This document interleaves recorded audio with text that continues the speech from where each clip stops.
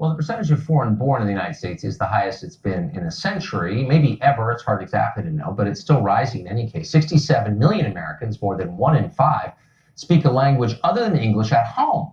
Pretty much everyone in Washington is fine with that number rising. Some of them want the U.S. to completely open its borders to the rest of the world. But what would the effect be if we did that? Who is coming here? What are they like? And where's all of this going? To look at these numbers, we are joined by Stephen Camarota, Director of Research at the Center for Immigration Studies. He joins us tonight.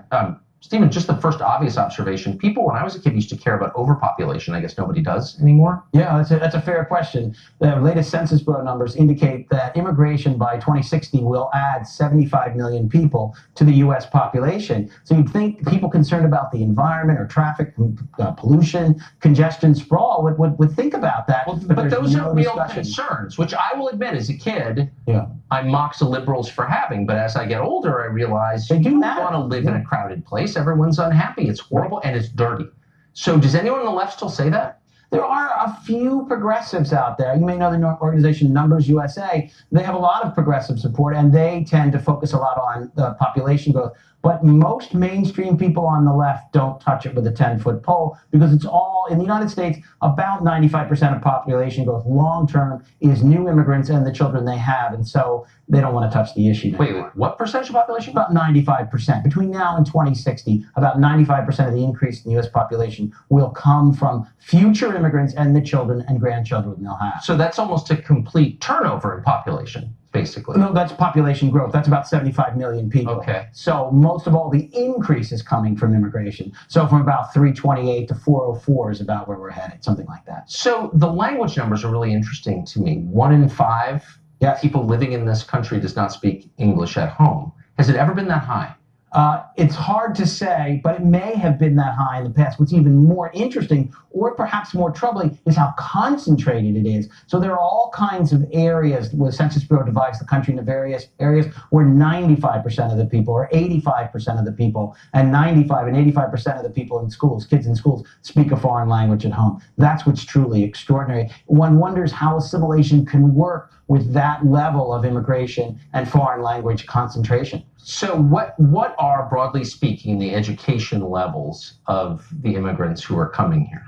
It varies enormously. Of course it does. So, you're looking at a situation where 80% plus of immigrants from India come with a college degree or more, and then for, say, immigrants from Central America, it's less than 10% come with a college degree. And the same thing for immigrants. So how does that break down? So what percentage of our immigrants are coming with no education versus those coming with high degrees of education? Yeah, right now, somewhat over a fourth of all immigrants have less than a high school education when they come. A little over a fourth also have no more than a high school education. So a high school education or less is a little over half, and then less than half is some college or even college and more. So that's the very rough breakdown. So the majority have high school education or less? Or less, right. So no education beyond high school. And we know from a lot of research that their welfare use and poverty is quite high. Of course, across the board. Stephen Camarota, thank you very much. Thanks for having me.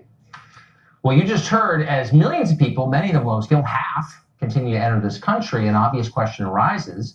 What does that mean for our economy, for America's working class, which is already having its jobs phased out by automation, but for a lot of other parts of our society? Oren is a senior fellow at the Manhattan Institute, author of the book, The Once and Future Worker, A Vision for the Renewal of Work in America. A thoughtful look at that question. He joins us tonight. Oren, thanks a lot for coming on. Thank you for having me, Catherine. So there's a debate over what automation is going to do long term. Everyone seems agreed that it's going to eliminate a lot of jobs that we currently think of as real jobs. They'll be gone.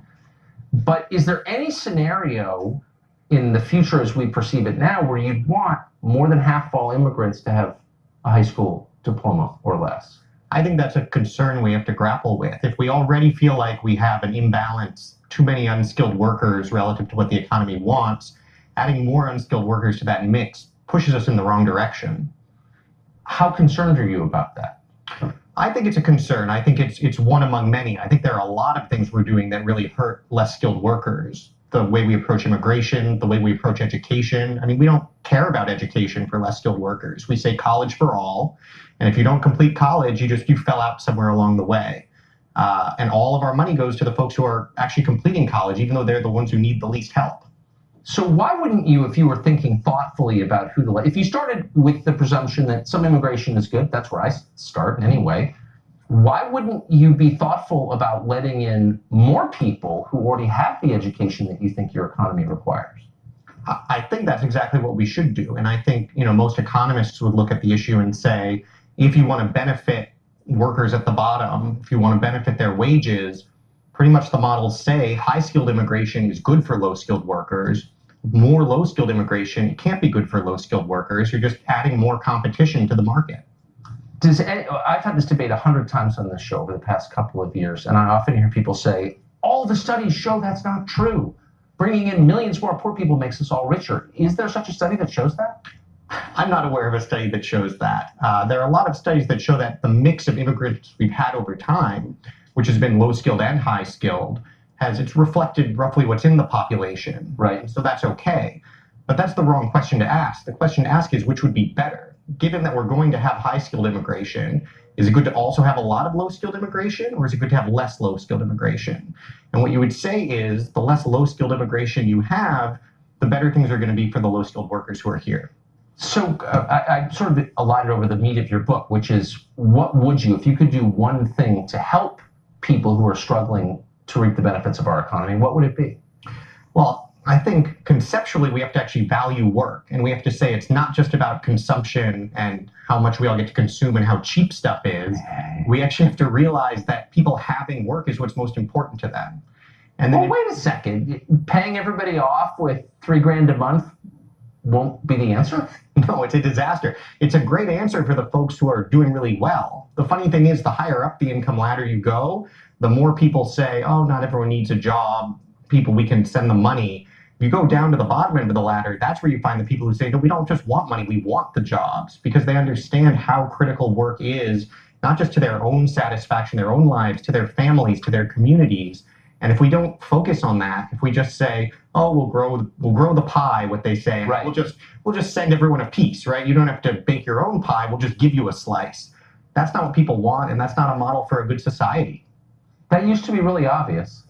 It did until about the middle of the last century. And then we flipped and we said, as long as consumption keeps going up, as long as everyone can have more stuff every year, we're going to call that success. But that's not success. Brightly colored crap made in China will make us happy. Did it? I don't see a lot of that, no. I don't either. Oren, really thoughtful. Thank you for that. Thanks for having me.